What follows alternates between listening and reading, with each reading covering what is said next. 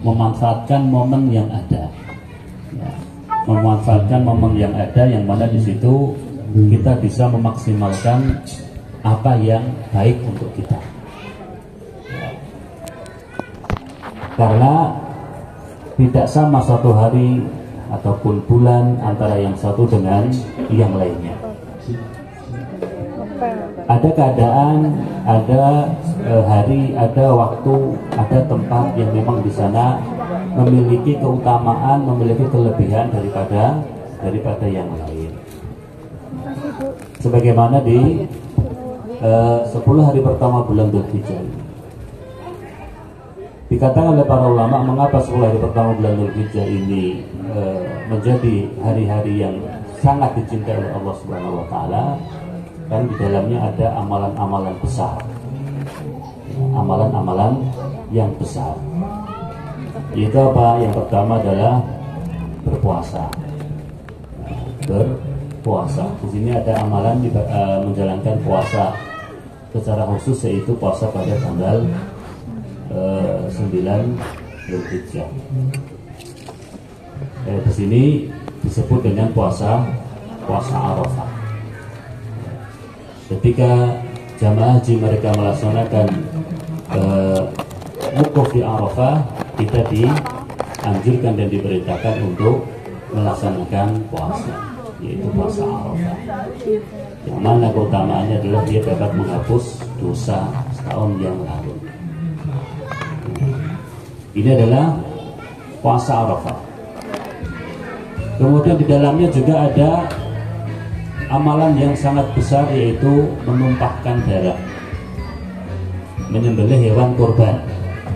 Ini juga amalan yang sangat besar, karena dalam menyembelih hewan kurban itu ada syiar-syiar agama ini, diantaranya syiar tauhid, mengesahkan Allah Subhanahu wa taala, di mana menyembelih hewan, menumpahkan darah itu tidak diperkenankan kecuali hanya untuk Allah Subhanahu wa taala.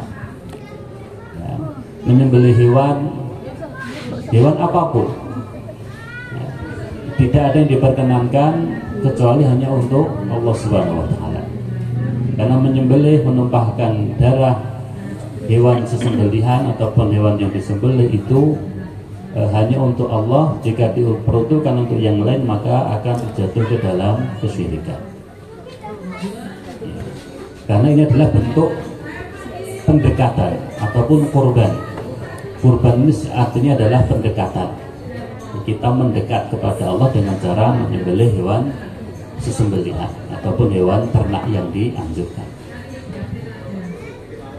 Dan menyembelih ini hanya untuk Allah, tidak diperkenankan, tidak dibolehkan untuk yang lain, untuk berhala ini, berhala itu, untuk penunggu tempat ini, untuk yang menjaga daerah ini, tidak diperbolehkan. Bahkan berkorban hanya dengan membunuh seekor lalat.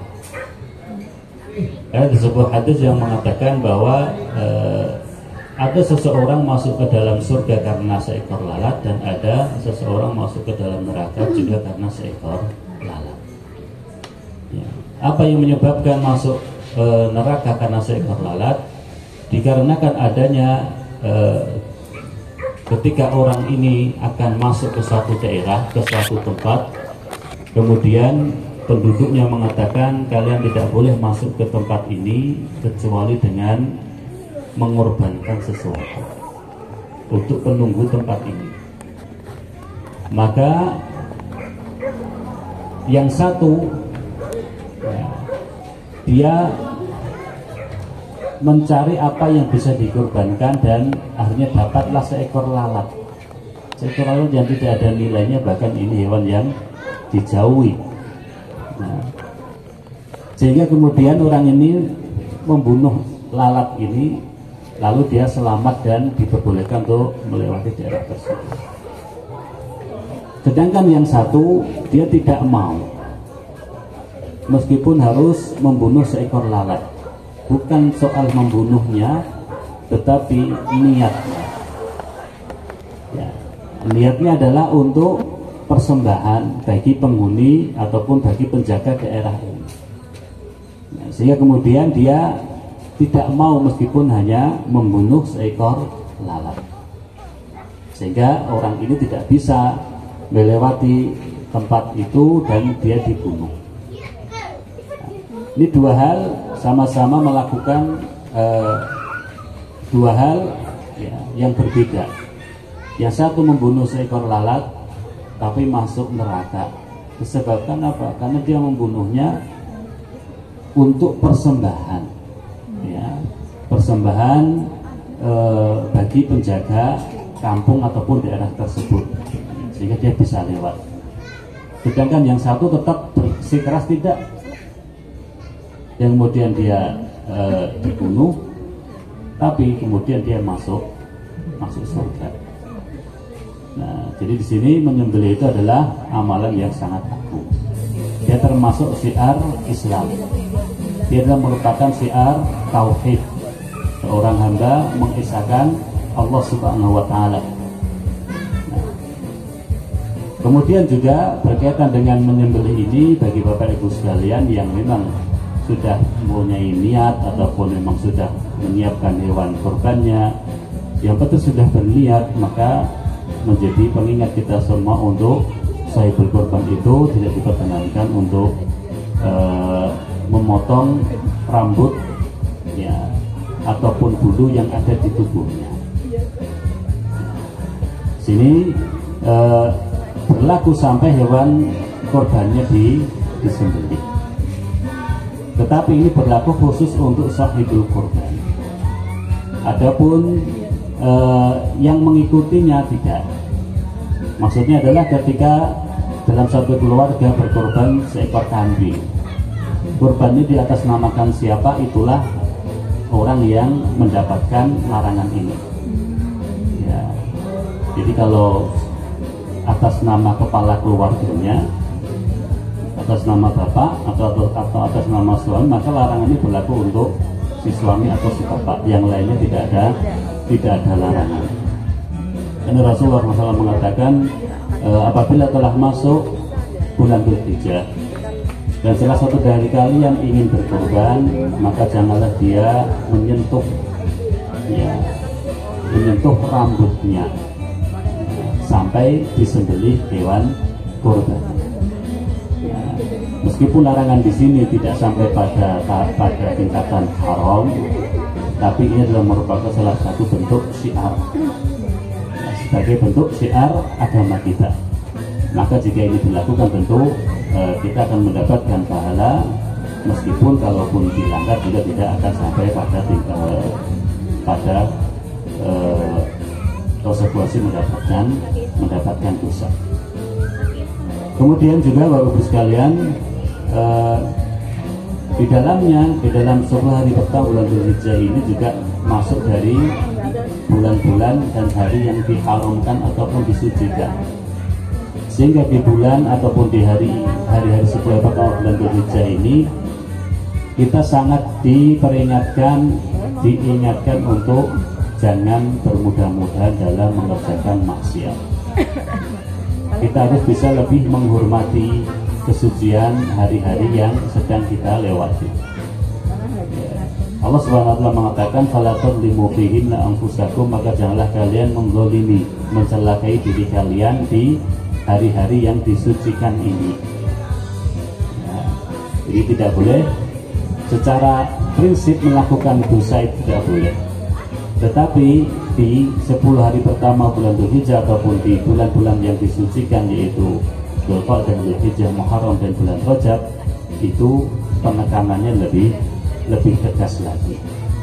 Jadi di satu sisi kita diperintahkan untuk berbanyak amal soleh, ya, diperintahkan untuk mengerjakan ibadah sunnah, ya, di luar ibadah yang wajib kita lakukan. Tapi di sisi yang lain juga kita dilarang dan diperingatkan dengan keras untuk tidak melakukan perbuatan-perbuatan kezaliman ataupun perbuatan dosa di waktu-waktu ini. Selanjutnya berikutnya dari rahmat Allah Subhanahu wa ta'ala, kenapa 10 hari pertama bulan Dzulhijjah ini sangat dicintai oleh Allah Subhanahu wa ta'ala? Karena di sana ada hari yang sangat agung, yaitu hari Arafah. Ya, Hari Arafah ini adalah hari yang sangat diagungkan di dalam agama kita, karena pada hari itu Allah Subhanahu wa Ta'ala akan membebaskan, akan memilih hamba-hambanya yang akan diselamatkan dari api neraka. Pada saat itu kaum muslimin yang melaksanakan ibadah haji, mereka wukuf di Arafah, yang mana mereka adalah orang-orang yang mendapatkan pujian dari Allah Subhanahu wa Ta'ala dengan mengatakan, lihatlah hamba-hambaku, mereka datang dalam keadaan rambutnya kusut, pakaiannya lusuh, ya, badannya penuh dengan debu, ya, dan tidak ada yang mereka inginkan kecuali ampunanku, memohon rahmatku, maka saksikanlah para malaikat, mereka telah aku ampuni, ya, mereka telah aku ampuni. Ya, ini berlaku secara umum. Adapun pengecualian itu tentu lain lagi. Ada yang mengatakan bahwa banyak yang berangkat haji, tapi tidak banyak yang benar-benar haji. Ya, tapi ini kaitannya dengan masalah niat dan masalah hati. Kita hanya bisa berhusnudzon, berprasangka baik, ya, bahwa berpikir positif. Semua yang melaksanakan ibadah haji itu memang mereka berhaji karena Allah Subhanahu wa Ta'ala. Meskipun nanti hati mereka ada yang mungkin karena tujuan-tujuan yang lain kaitannya dengan tujuan-tujuan dunia, yaitu hubungan dia antara sebagai seorang hamba dengan Allah Subhanahu wa Ta'ala. Kita berpikir positif saja. Nah, jadi di Arafah, hari yang mustajab tatkala jamaah haji wukuf, nah, kemudian mereka dipuji oleh Allah Subhanahu wa Ta'ala, dan wukuf di Arafah ini adalah inti dari amalan haji. Mereka mendapatkan pujian dari Allah Subhanahu wa Ta'ala, dan ini adalah amalan yang sangat agung, hari yang sangat dimuliakan, ya, sehingga ini juga yang menyebabkan 10 hari pertama bulan Dzulhijjah itu sangat dicintai oleh Allah Subhanahu wa Ta'ala. Bagusnya dirahmati Allah Subhanahu wa Ta'ala, inilah beberapa hal yang menjadi pengingat kita semuanya. Semoga kita bisa memaksimalkan 10 hari pertama bulan Dzulhijjah ini dengan sebaik-baiknya. Kita bisa memanfaatkan momentum ini dengan sebaik-baiknya, karena dalam agama kita diperintahkan untuk bisa memanfaatkan momen, karena terkadang kalau kehilangan momentum itu tidak akan terulang lagi, ya, tidak akan terulang lagi, sehingga kita terlewatkan dari satu keutamaan yang besar. Demikian bisa kita sampaikan, semoga bermanfaat. Wassalamualaikum warahmatullahi wabarakatuh. Maka kalau ada pertanyaan, oke. Puasanya itu pas hari Arafah atau tanggal pertama? Ya. Ya, ini kembali kepada mana yang diyakini. Karena puasa Arafah itu menurut para ulama, ada yang memang mengatakan itu kaitannya dengan hari Arafahnya, ketika wukuf di Arafah. Tapi di satu sisi ada yang mengatakan bahwa itu tidak ada hubungannya dengan jamaah haji wukuf di Arafah. Karena begini, kemudian terjadi sebuah diskusi, ya, yang kemudian mengambil pendapat bahwa puasa Arafah itu tidak berhubungan dengan wukufnya jamaah haji di Arafah. Mengapa demikian? Karena puasa itu hubungannya dengan tanggal, ya, yaitu 9 Dzulhijjah. Ya. Karena apa? Karena kalau itu kaitannya dengan haji, tentu ini akan dijelaskan oleh Rasulullah SAW dan para sahabatnya, yang mana pada saat itu ketika Islam berkembang sedemikian rupa, meluas, ya, itu informasi yang sampai di satu daerah dengan daerah yang lain itu berbeda, sehingga mereka berpatokan dengan tanggal 9 Dzulhijjah. Kemudian yang kedua, tidak ada hubungannya dengan wukuf di Arafah karena ada haji ataupun tidak ada haji, puasa itu tetap disunah. Maksudnya bagaimana? Maksudnya seandainya nanti kemudian karena satu dan lain hal tidak ada haji, tidak ada pelaksanaan ibadah haji, maka anjuran ataupun sunnahnya puasa Arafah itu tetap dianjurkan karena ada yang menjadi patokan adalah tanggal 9-nya. Sehingga bagaimana yang kita yakinin itu yang kita ambil, ya, itu yang kita ambil. Jadi seandainya itu berbeda dengan wukuf misalnya haji di sana, maka itu tidak mengapa. Dan sekali lagi biasanya dalam hal ini adalah masalah mantap dan tidak mantapnya, dan juga kembali kepada fatwa ataupun saran dan anjuran dari orang yang dimintai pendapat. Nah, tapi kalau kami sendiri lebih memilih untuk bahwa puasa Arafah itu hubungannya dengan tanggal, bukan wukufnya jamaah haji di Arafah. Karena memang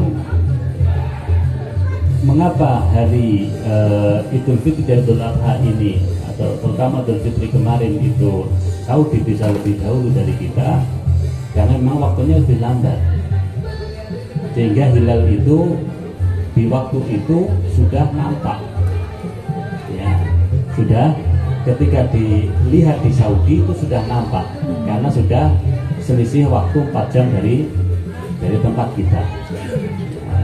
Adapun tempat kita belum nampak, di sana sudah nampak karena ada jeda waktu yang cukup lama, yaitu 4 jam. Demikian, Pak. Tadi satu, Pak. Yeah. Kata dan puasa. Kita katanya puasa itu kalau Pak Lebaran nggak boleh ya. Yeah. Orang pada senang-senang kita puasa, Pak. Kita yakin bahwa itu bukan Lebaran ya. Yeah. Gimana itu, Pak? Ya makanya kembali kepada prinsip. Jadi keyakinan itu mengandung konsekuensi. Ya, keyakinan itu mengandung konsekuensi.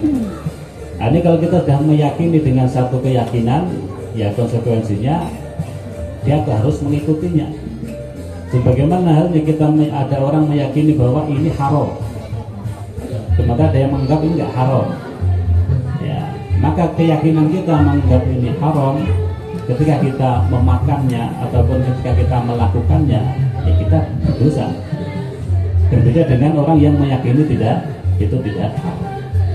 Sama halnya dengan tadi yang lain sudah pada hari raya, kok ini masih puasa, ya kembali lagi ini pada keyakinannya, dan tidak boleh kemudian abu-abu.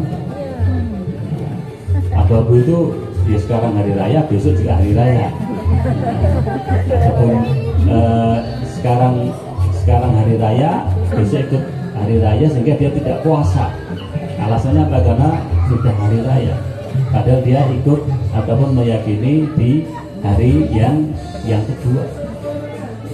Jadi keyakinan itu akan berdampak pada konsekuensi, ya, berdampak konsekuensi. Jadi kalau meyakini hari pertama, maka ketika dia menyembelih di hari itu memang sudah seharusnya di situ yang paling utama. Tapi kalau dia meyakini di hari yang kedua, ketika dia sembelih di hari pertama, itu menjadi daging biasa, bukan jadi hewan kurban. Ya. Sekali lagi ini kaitannya dengan masalah ketika kita sudah mengambil satu pendapat dan meyakininya, maka kita juga harus mengikuti dan mentaati konsekuensi dari keyakinan dan pendapat yang sudah kita ambil. Demikian, Pak. Yeah. Assalamualaikum warahmatullahi wabarakatuh. Ini saya yang sering langsung terjun ke masyarakat. Itu ada jamaah yang berkorban, tapi tidak atas nama keluarga, tapi diurutkan dari anaknya, istri, kepala keluarga, anaknya istrinya urut gitu, itu bagaimana? Itu yang pertama. Yang kedua itu tadi yang dibuat contoh kan lalat ya, membunuh lalatnya. Kan kadang-kadang kita spontan misalnya ada nyamuk gitu Pak, itu juga termasuk yang dilakukan apa korban atas nama. Ya itu ada. Kamu bisa. Yang mau katakan Bapak. Ini ada yang tanya, sorry. Untuk diet yang nanya. Ngomong-ngomong kan. Ya, ini juga berkorban tetapi diurutkan. Jadi tahun ini bapaknya, besok ibunya atau istrinya, besoknya anaknya pertama, tahun berikutnya anak yang kedua, dan seterusnya. Maka yang lebih utama sebenarnya adalah korban itu ya atas nama kepala keluarga. Jadi satu ya untuk satu keluarga, satu untuk satu keluarga. Tapi kalau misalnya anak kemudian sudah mampu dan dia juga bisa berkorban sendiri, ya tidak ada masalah. Kalau dia kemudian berkorban sehingga dalam satu keluarga ada 2 hewan korban, ya tidak ada masalah. Tapi yang paling utama adalah hewan korban itu ya untuk atas nama dari kepala keluarga, sahibul korbannya, kemudian dia niatkan untuk keluarganya. Karena ini dilakukan oleh Rasulullah SAW bahwa beliau berkorban dengan 2 ekor kambing kibas yang bertanduk. Ya. Itu Rasul mengatakan ini korbanku dan untuk keluargaku serta untuk umatku yang tidak berkorban. Nabi di sini mengatakan ini korbanku dan untuk anggota keluarga. Sehingga dalam hal ini beliau mengatasnamakan untuk beliau dan keluarganya, sehingga keluarga yang lain itu tidak berkorban karena sudah masuk dalam niat ini ya. Karena yang mendapatkan perintah untuk berkorban itu ya yang memiliki kemampuan ya. Yang memiliki kemampuan itu siapa ya, siapa saja. Sementara anak itu secara pribadi itu bisa jadi dia belum memiliki kemampuan karena belum bisa mencari uang sendiri, belum bisa membeli hewan korban sendiri, ya berarti dia tidak terkena perintah. Ya, yang kena perintah siapa? Yang kena perintah ya bapaknya karena dia mampu. Nah kemudian di kemudian hari ketika berkorban lalu bapaknya tidak berkorban, tapi yang berkorban di atas namakan anaknya, padahal itu uang bapaknya. Ya, di sini bapaknya menghilangkan ataupun tidak melaksanakan amalan yang diperintahkan untuknya, yaitu menyembelih hewan korban, padahal dia mampu. Ya, tapi dia tidak melakukannya karena di atas namakan diniatkan untuk anaknya, nama hewan korbannya anaknya, sehingga dia terlewatkan amal soleh yang besar ini. Ya. Jadi sebaiknya tetap atas nama kepala keluarga, kecuali kalau anak memang dia menabung, dia punya uang sendiri, kemudian paksa pengen korban, nah itu tidak lagi ya. Tapi kalau digilir nanti bapaknya tidak berkorban karena yang korban tahun ini anaknya atau istrinya, nah ini sebetulnya yang paling ditekankan untuk berkorban itu ya bapaknya, karena dia yang mampu. Yang itu tidak diperintahkan karena tidak ada kemampuan dan bisa diikutkan dengan keluarganya gitu. Kemudian yang kedua kaitan dengan membunuh hewan tadi, yang kita sampaikan adalah bukan soal membunuhnya tapi niatnya saat dia membunuh.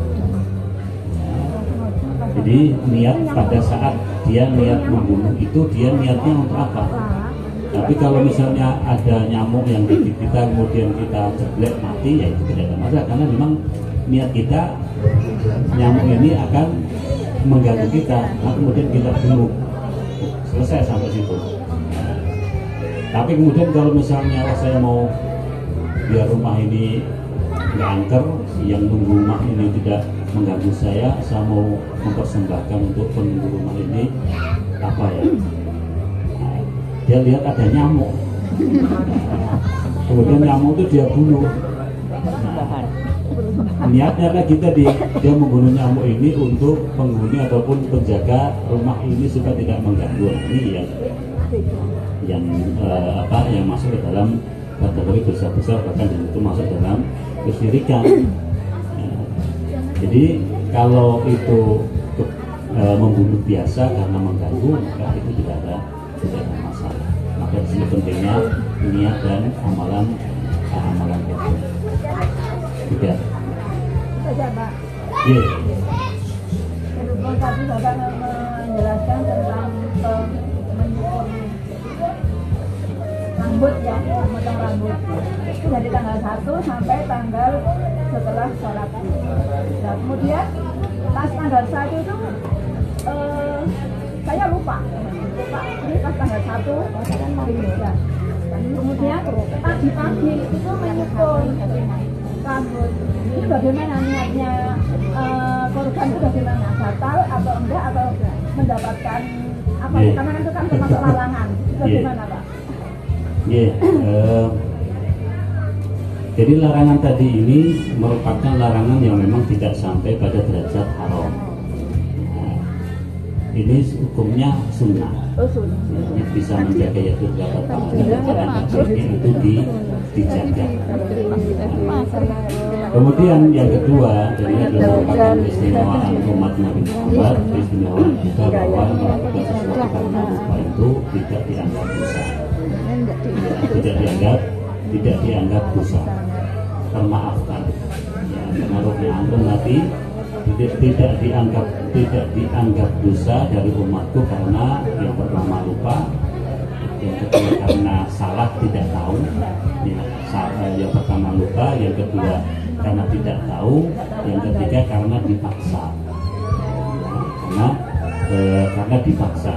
Dan ini adalah merupakan keistimewaan dari kita ataupun keistimewaan untuk kita sebagai umat Muhammad. Ya. Jadi kalau lupa tidak ada masalah, ya. Dimaafkan dan insya itu tidak ada kaitan sama sekali ataupun tidak akan berpengaruh sama sekali dengan keutamaannya ataupun niatnya dalam hal berkorban. Ya. Jangan sampai kemudian saya sudah potong rambut ya. Saya mana sudah korban lah. Sudah bayar Pak. Jadi tidak ada dosa, tidak harus membayar kafaroh, tidak ada konsekuensi. Lupa tanggalnya kalau masuk dalam acara terus. Sambung? Iya. Doa. Yuk kita tanyakan sama mereka. Ya, saya muliakan. Mari kita akhiri. Kita baca ini.